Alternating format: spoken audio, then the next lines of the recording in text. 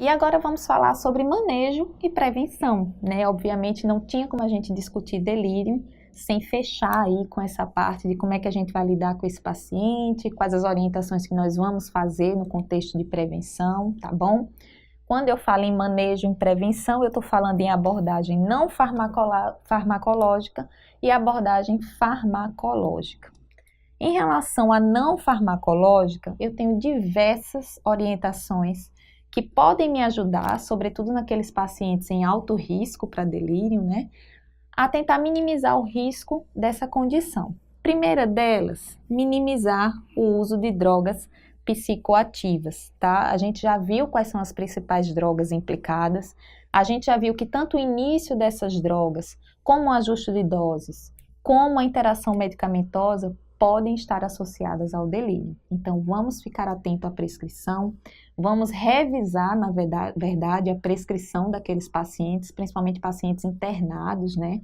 Não é incomum que os pacientes estejam ali fazendo uso de polifarmácia, então cabe a nós diariamente checar essa prescrição e ver se não tem medicação ali que de repente teve uma indicação prévia, mas que naquele momento está sobrando, ou que possa ter iniciado e esteja aí desencadeando um quadro de delírio, tá? Fiquem atentos nas prescrições, isso é função nossa e isso é um trabalho que deve ser diário. Preservar o sono sempre que possível, né? Mais uma vez, como eu falei, a gente acaba esbarrando em algumas regras institucionais, em horários de coleta, horário de medicação, visita de técnicos de enfermagem para aferição de sinais vitais. Então, a própria rotina hospitalar, às vezes, não ajuda muito, né? Mas sempre que possível, a gente deve fazer essas orientações. Medidas ambientais, isso é algo bem legal, né? E que a gente deve contar aí com a parceria dos acompanhantes. Quando eu falo em medidas ambientais, eu falo em sempre tentar manter um ambiente tranquilo, ver a questão de iluminação, tá certo? Se é dia, é dia. Vamos abrir janelas, vamos deixar cortinas abertas, vamos ligar a televisão, se for o caso, vamos interagir com aquele paciente, vamos fazer ele perceber que é dia, né? Nada de ficar durante o dia ali naquela enfermaria toda apagada, que mais parece uma caverna, né? A gente entra, já parece que é noite, né? Então imagina aquilo ali para o paciente, principalmente para um paciente que tem, por exemplo, algum comprometimento cognitivo. Com o passar dos dias, né, naquela rotina, naquela alteração de ambiente, ele não vai mais saber o que é dia e o que é noite. Então cabe a gente atuar aí nesse sentido, né, de orientar essas medidas comportamentais. Outra coisa que ajuda bastante também nas medidas ambientais é reforçar medidas que ajudem na orientação temporoespacial. Ou seja, colocar relógio no quarto, colocar calendário, ter ali aquelas informações diariamente, passar para o paciente, né? Então, isso sempre é pertinente, sempre ajuda, tá? São medidas ambientais, mas que acabam ajudando aí também nessa parte cognitiva. Mobilização é outro ponto extremamente interessante, tá? E extremamente importante. Na literatura já é bem claro também que pacientes que ficam ali mais imobilizados, eles têm maior risco de delírio, tá? Então precisa mexer. Nada de internar e de ficar acamado. Daí o grande papel da fisioterapia motora, né, na reabilitação e na prevenção também desse paciente, mas não esperar só o momento da fisioterapia motora. Mais uma vez eu digo, vamos chamar os acompanhantes para o nosso lado, vamos mobilizar esse paciente, orientar transferências à poltrona, orientar sempre que possível, né, o banho no banheiro, enfim, uma mobilização de uma forma geral. O paciente precisa estar em movimento. Claro, se ele não tiver alguma contraindicação. Mas, de uma maneira geral, mobilizar sempre vai ser regra. Estimulação cognitiva, isso vai depender muito do cenário, né? Mas sempre que pertinente, a gente deve orientar aí a exercícios para estimulação cognitiva. E como já foi dito, né? Já foi bem discutido nos outros slides, a questão da reabilitação sensorial. Então, vamos ficar de olho, pega óculos, pega aparelho auditivo, pega tudo que ele fizer para reabilitação da parte de sensório e vamos contribuir com isso, tá? Não vamos deixar esse paciente aí a mercê com esses déficits. E atenção, além desses fatores, né, dessas abordagens não farmacológicas, sempre que possível a gente deve evitar invasões e restrições. Ou seja, foi necessário passar uma sonda, seja ela nasoenteral, nasogástrica ou vesical, tenta manter pelo menor tempo possível, tá? Invasão, de uma forma geral, seja sonda, seja catéter, isso está associado a um maior risco de delírio. Restrição, né, principalmente nos casos de contenção mecânica, isso realmente é o último recurso que a gente deve utilizar, tá? Quanto mais o paciente fica ali restrito, fica contido, isso pode piorar os estados de agitação dele, pode piorar o delírio. Então, evitem, contenção mecânica sempre deve ser o último recurso para aquele paciente. Vamos lembrar de ficar de olho na constipação e na retenção urinária, tá? Não pode comer mosca em relação a isso aí. Exame físico, questione ativamente em relação a padrão evacuatório e padrão miccional. Não pode deixar passar, gente. Isso é frequente. Muitas vezes o vozinho está ali na enfermaria e ele agita, ele faz um quadro de delírio. E quando você vai ver, nada mais é do que um bexigoma. Então, não pode deixar passar, tá? Desidratação, como já falei também anteriormente.